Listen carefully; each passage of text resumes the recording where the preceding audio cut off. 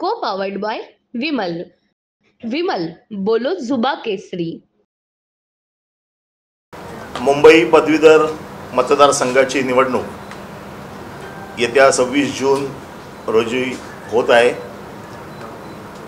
शिवसेनेचे पक्षप्रमुख माननीय उद्धवजी ठाकरे, आदित्य ठाकरे यांचा आशीर्वाद घेऊन या निवडणुकीत मी माझा स्वतःचा उमेदवारी अर्ज भरला आहे.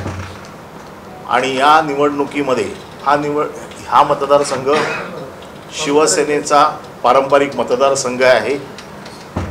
गेले 5 टर्म हा मतदारसंघ शिवसेनेकडेच आहे आणि तो ह्यावेळी देखील शिवसेनेकडेच राहील याचा आम्हाला पूर्ण विश्वास आहे. आज मी माझं संकल्पपत्र जाहीर करत आहे आणि त्याची सुरुवात माझ्या पक्षाचे प्रमुख आणि माझे मतदार उद्धवसाहेब ठाकरे यांना पहिलं माझं संकल्पपत्र देतोय की ह्या पदवीधर मतदारसंघात मी काय करू इच्छितो याच्या बाबतीतला थोडक्यात आढावा मी माझ्या संकल्पपत्रात मांडला आहे. माझी ओळख ही मी त्याच्यातनं दिलेली आहे. गेले 3 टर्म शिवसेना प्रमुख बाळासाहेब ठाकरे आणि उद्धवसाहेबांच्या आशीर्वादाने मी शिवसेनेचं प्रतिनिधित्व विधान परिषदेत करतोय आणि हे करत असताना मी आमदारांमधून हे प्रतिनिधित्व करत होतो. महाराष्ट्रातले विविध प्रश्न मी विधान परिषदेत मांडले. वेगवेगळ्या समस्या, वेगवेगळ्या गोष्टींवरती मी आवाज उठवला. परंतु ह्या वेळेला मतदारसंघ बदललेला असल्यामुळे त्या मतदारसंघाच्या बाबतीत माझ्या मनात काय आहे, माझ्या पक्षाची विचारधारा ह्या मतदारांपर्यंत पोचवून आपण कसं ह्या मतदारांना आपण त्यांच्या बाबतीत काय करणार आहोत हे या संकल्पपत्रात सांगितलं आहे. माझे दुसरे मतदार आदित्य ठाकरे देखील इकडे आलेले आहेत आणि ह्या दोघांच्या साक्षीने मी आज माझ्या संकल्पपत्राचं अनावरण करत आहे. मला असं वाटतं की उद्धवसाहेबांनी आणि आदित्य साहेबांनी माझे मतदार म्हणून आणि माझ्या पक्षाचे प्रमुख म्हणून मला आशीर्वाद दिलेलेच आहेत. परंतु प्रचंड मताधिक्याने या मतदारसंघात शिवसेनेने नेहमी रेकॉर्ड केला आहे. मागच्या एका निवडणुकीत आम्ही एकूण मतांपैकी 98% मतं आम्ही घेतलेली होती आणि त्यामुळे ह्या मतदारसंघावरचा शिवसेनेचा शिक्का हा आणखीन मजबूत व्हावा यासाठी निवडणूक मी लढत आहे. धन्यवाद. हिंदी में ही बता दीजिए, आज आप अपना संकल्प पत्र जारी कर रहे हैं, क्या आज मैं शिवसेना के पक्ष प्रमुख उद्धवजी ठाकरे, हमारे दूसरे नेता युवा सेना प्रमुख आदित्य जी ठाकरे, इनके मार्गदर्शन में मैं मेरा आज संकल्प पत्र यहाँ पर मेरे मतदारों को देता हूँ और मैं 3 टर्म इस विधान परिषद में शिवसेना प्रमुख बाळासाहेब ठाकरे जी के आशीर्वाद से जा चुका हूँ. इस बार मैं पदवीधर मतदार संघ से जा रहा हूँ और पदवीधरों के लिए मेरे मन में क्या है, मेरे पार्टी की विचारधारा क्या है, हम क्या करना चाहते हैं, ये इस संकल्प पत्र के द्वारा मैं मेरे मतदारों को बताना चाहता हूँ और मैं मतदारों का आशीर्वाद चाहता हूँ कि वो ये संकल्प पत्र पढ़े. इस पारंपरिक सीट को शिवसेना ने लगातार 5 बार जीता है. ये 6वीं बार है जहाँ ये सीट फिर से हम जीतने जा रहे हैं. इस रिकॉर्ड ब्रेक कॉन्स्टिट्यूएंसी का प्रतिनिधित्व मुझे करने मिल रहा है, ये मैं मेरा भाग्य समझता हूँ और मैं मेरे मतदारों को ये आह्वान करता हूँ कि इस संकल्प पत्र को देखें और आज तक जो प्यार आपने इस मतदार संघ को दिया है ऐसा ही प्यार इसके आगे दे. आज मैं मेरे दोनों मतदारों के द्वारा इस संकल्प पत्र का अनावरण कर रहा हूँ. आत्ताच आपण मुंबई पदवीधर मतदारसंघाचे शिवसेनेचे अधिकृत उमेदवार अनिल परब ॲडव्होकेट आहेत. त्यांच्या मी वचननामा म्हणा किंवा निवडून आल्यानंतर काय कामं करायची याचा संकल्प त्याचं लोकार्पण केलेलं आहे. या मतदारसंघाचं वैशिष्ट्य असं की इथे सर्व सुशिक्षित आहेत आणि अनिल तुम्ही माझा मतदार म्हणून उल्लेख केला त्याच्याबद्दल धन्यवाद देतो. म्हणजे माझं सर्टिफिकेट हे खरं आहे. नाही म्हणजे बाकी काय मला म्हणायचं नाही आहे पण खरं आहे. या मतदारसंघाचा इतिहास पाहिला तर पहिल्यांदा आमचे ज्येष्ठ नेते प्रमोद नवलकर त्यांनी या मतदारांचं प्रतिनिधित्व केलं होतं. अत्यंत सुसंस्कृतपणे आणि त्यांचं भाषा प्रभुत्व हे सर्वांना माहिती आहे. सुशिक्षित मतदार जे आहेत त्यांचे काही वेगळे प्रश्न असतात. ते सर्वसामान्य नागरिकांचे प्रश्न त्यांना भेडसावत असतातच, पण शिकल्यानंतर पुढे काय करायचं, पदवी मिळाल्यानंतर पुढे काय करायचं, हा एक मोठा प्रश्न त्यांच्यासमोर उभा असतो. या मतदारसंघाचं प्रतिनिधित्व करताना शिवसेनेने सातत्याने हा प्रयत्न केलेला आहे आणि आता या सर्व अनुभवातून आणखीन पुढचा टप्पा आम्ही पार पाडण्याचा प्रयत्न करतो. त्यांच्यासाठी सुद्धा काही वचनं अनिल परब यांनी दिलेली आहेत. मी मुंबईतल्या तमाम पदवीधर मतदारांना हात जोडून विनंती करत आहे की जसं गेले जवळपास 5 टर्म तुम्ही आपले आशीर्वाद मतांच्या रूपाने शिवसेनेला दिलेले आहेत. शिवसेना आणि मुंबईकर हे नातं वेगळं मी काही सांगण्याची गरज नाही आहे, तर त्या नात्यालाच आम्ही अधिक दृढ करू आणि आपल्या ज्या काही समस्या आहेत त्या प्रामाणिकपणाने सोडवण्याचा नक्की प्रयत्न करू. मी आवाहन करतो आहे, विनंती करतो आहे की आजपर्यंत जसे आशीर्वाद तुम्ही शिवसेनेच्या पाठी उभे केले तसेच आशीर्वाद पुन्हा एकदा याही वेळेला तुम्ही शिवसेनेला द्याल अशी अपेक्षा करतो. मात्र एक लक्षात घ्या की हे मतदान हे येत्या 26 जूनला आहे आणि 26 जूनला सार्वत्रिक निवडणुकीप्रमाणे सुट्टी नाही आहे. 26 जून हा कामाचा दिवस आहे.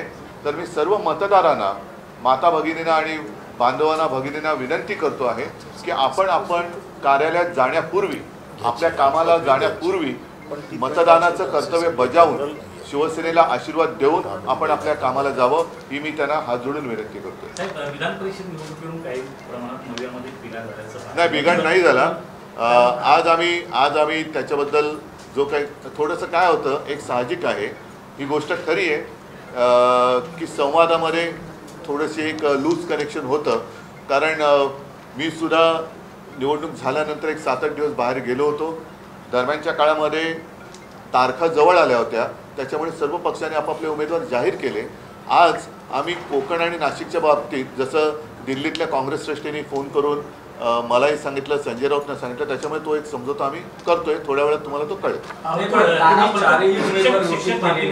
हो, त्यातलं आम्ही म्हणून म्हटलं ना, कोकण आणि नाशिकमध्ये आम्ही तो समझोता तो आता थोड्या वेळात तुमच्यासमोर येईल. परंतु एक पुन्हा सांगतो की निवडणूक झाल्या मी इथे नव्हतो. निवडणुकीचे अर्ज भरण्याची वेळ ही टळू नये म्हणून कधीही अर्ज न भरण्यापेक्षा अर्ज भरून ठेवलेला चांगला, म्हणून आम्ही अर्ज भरले होते, हे खरं आहे. त्यांचं असं म्हणणं होतं की आधीच आम्ही उमेदवारी अर्ज भरलेला नाही, मला आता त्याच्यात काही जायचं नाही खोलामध्ये. जे काय आहे मी तुमच्यासमोर ठेवलेलं आहे. लोकसभा निवडणुकीला शिक्षक भरती कपिल पाटील तुमच्यासोबत होते, आतापर्यंत आजही आहेत. त्यांच्यासोबत सुद्धा आमचं विचार विनिमय सगळं सुरू आहे. मात्र यावेळीची त्यांना गेल्या वर्षीच मी सांगितलं होतं की शिक्षक मतदारसंघाची निवडणूक आम्ही लढवत आहोत, परंतु याच्या पुढे जाऊन जो काही आमचा एक मनोमिलाप असेल किंवा समझोता असेल तो आम्ही प्रामाणिकपणाने पार पाडू. उद्धव जी, इसके अलावा जम्मू कश्मीर में पिछले 3 दिन में 3 बड़े आतंकी हमले हुए हैं. अभी भी सर्च चल रहा है, घटनाएं रुक नहीं रही, लोगों की जाने गई. किसकी जिम्मेदारी है? अब की बार वाले कहाँ गए? अभी बार वहाँ हमले हो रहे हैं, इसके बावजूद अब की बार वाले वहाँ जा नहीं रहे हैं. कल परसों मोहन जी भागवत उन्होंने भी कहा कि मणिपुर जल रहा है. 1 साल के बाद, खैर उन्होंने कहा तो सही, क्या अब भी प्रधानमंत्री वहाँ नहीं जाएंगे, गृहमंत्री वहाँ नहीं जाएंगे? कश्मीर तो उन्होंने पूरे चुनाव प्रचार दरमियान एक बड़ा प्रचार किया था. 370 आर्टिकल हमने निकाला. उसकी सच्चाई भी क्या है मैंने भी रखी थी सबके सामने. और हमारे जो वकील साहब हैं असीम सरोदे जी, उन्होंने भी कहा था. खैर वो बात अभी नहीं करेंगे, लेकिन क्या फ़र्क पड़ा है कश्मीर में? जाने तो जा रही है और ये तो व्यस्त है. सरकार हमने कितने बार, तीसरी बार सरकार स्थापन किया, तो तीसरी बार स्थापन किया जरूर, लेकिन आपने अभी क्या कि पिछले कितने दिन में तीसरी बार हमला हुआ? 3 दिन में 3 हमले हुए हैं. तो जिम्मेदार कौन है? क्या अब भी मोदी जी वहाँ नहीं जाएंगे? कि अब भी वो बाकी जो विपक्ष, हम तो विपक्ष नहीं मानते, प्रतिपक्ष कहते हैं, उनको ही खत्म करने में अपना आनंद मनाएंगे? तो जिम्मेदारी उनकी है। अगर उनसे ये सारी बातें नहीं संभाली जाती तो फिर से प्रधानमंत्री होने का उनको कोई अधिकार नहीं। मोहन भागवत यांनी सांगितले की मणिपूरकडे लक्ष देणं गरजेचं आहे, आता काय वाटतं केंद्राकडे? नाही, मी आता म्हटलं तसं की एक वर्षभरानंतर भागवत साहेब बोलले हे सुद्धा कमी नाही, थोडं नाही। वर्षभरानंतर मणिपूर जळते, त्याच्या झळा त्यांच्या कार्यालयापर्यंत पोचल्या किंवा त्या बातम्या आल्या, ही त्यांची जर का संदेशवाहक यंत्रणा असेल एक वर्ष लावणारी, तर त्यांनी ती सुधारली पाहिजे। परंतु ते जे बोललेत ते प्रधानमंत्री गांभीर्याने घेणार आहेत का? कारण निवडणुकीच्या शेवटी आपण बघितलं होतं की स्वतः भाजपचे अध्यक्ष नड्डा यांनी सांगितलं होतं की आता आम्हाला संघाची गरज नाही, आम्ही भाजप म्हणून समर्थ आहोत। तर राष्ट्रीय स्वयंसेवक संघ जो एक पाया मानला जातो त्यांची सुद्धा आता ही गरज संपलेली आहे आणि मोहन भागवत सारख्या एका ज्येष्ठ नेत्यांनी हे त्यांच्या व्यथा मांडल्यानंतर आता तरी प्रधानमंत्री आणि गृहमंत्री मणिपूरमध्ये जाणार आहेत की नाही। तसंच काश्मीर पुन्हा पेटले।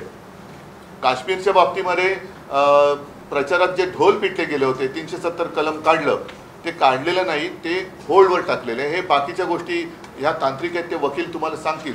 पण सातत्याने जेव्हा शपथविधीचे हे सगळे समारंभ सुरू आहेत, काल परवाकडे मोदीजीने घेतला, आज चंद्राबाबूंनी घेतली शपथ, पण तिथे लोकांचे जीव जात आहेत, मध्ये तर आपल्या सिक्युरिटी फोर्सेसवरती हल्ले झाले। आता तरी तुम्ही लक्ष देणार आहात की नाही का तुमचेच तुम्ही ढोल आणि तुमचे रेकॉर्ड प्रस्थापित करण्याच्या मागे लागणार?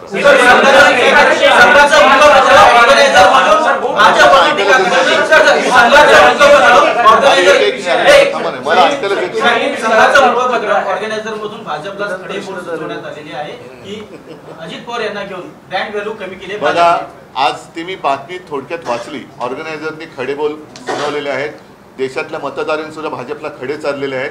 तर असे खडे सगळं चालल्यानंतर आता तरी भाजप सुधारणार आहे की नाही, का अजूनही आपल्या देशातले जे प्रतिपक्ष आहेत त्यांना संपवण्याच्या मागे ते लागणार आहेत? देशासमोरील संकटांना ते संपवणार आहेत की नाही, का देशातल्याच आपल्या नागरिकांचे जे पक्ष आहेत, जे नागरिकांच्या व्यथा लोकसभेत मांडतात, विधानसभेत मांडतात, त्यांनाच जर काही संपवण्याच्या मागे लागणार असतील तर सरकार हे कुचकाम आहे।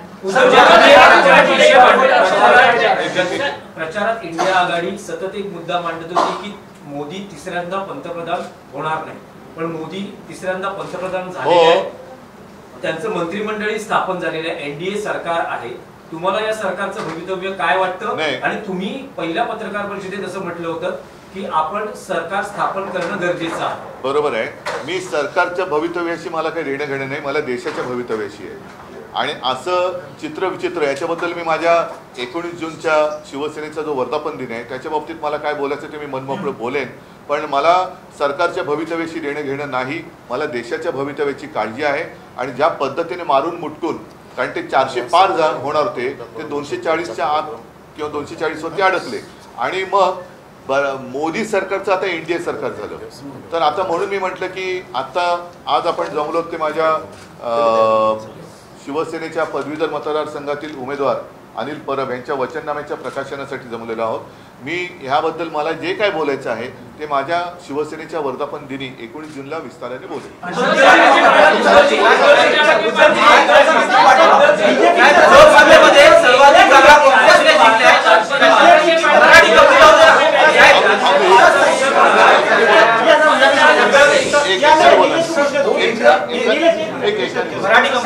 स्थापना के बाद वोट जिहाद का एक बार फिर आरोप लग रहा है।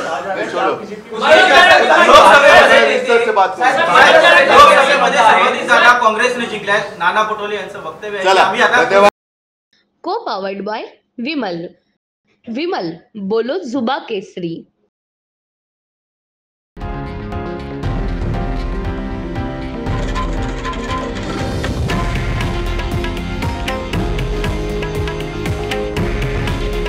हे आहे देशातील नंबर 1 न्यूज नेटवर्क आणि आपण पाहत आहात TV9 मराठी। काळजी तुमची, हित महाराष्ट्राचं।